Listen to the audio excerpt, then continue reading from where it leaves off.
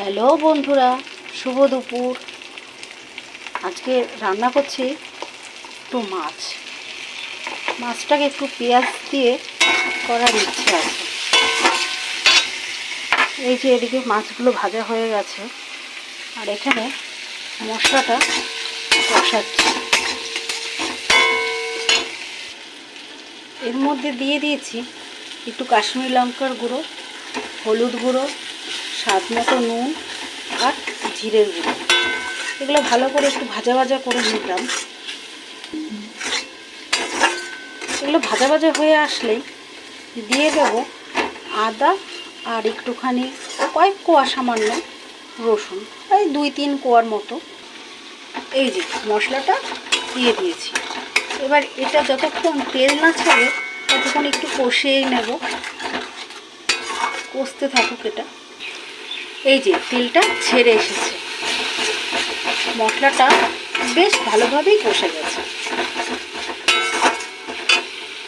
এর মধ্যে 2টো কাঁচা লঙ্কা অ্যাড করে দেবো। এটা শুধুমাত্র আমার জন্য, কারণ আমি ঝালটা একটু খেতে বেশি পছন্দ করি, আর আমাদের এই বাড়ির লোকজনেরা ঝালটা একটু কমই খায়।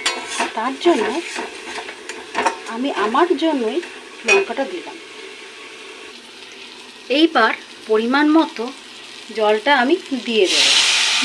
এটা একটু গা মাখা মতো হবে, তো তাই বেশি জল না দিলেও চলবে।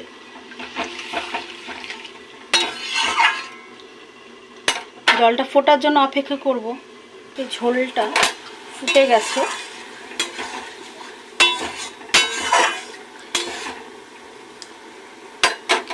এরপর একে একে করে মাছগুলো ছেড়ে দেব।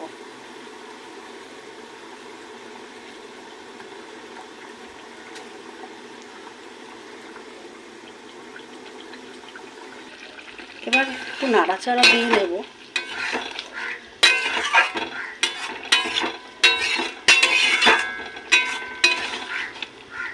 প্রায় হয়ে এসছে। এইবার নামানোর আগে দেব একটু ধনেপাতা। ব্যাস, আজকের মতো মাছের ঝোল তো ঠিক বলা চলে না, কারি টাইপের কমপ্লিট। কেমন লাগলো কমেন্ট করে জানিও।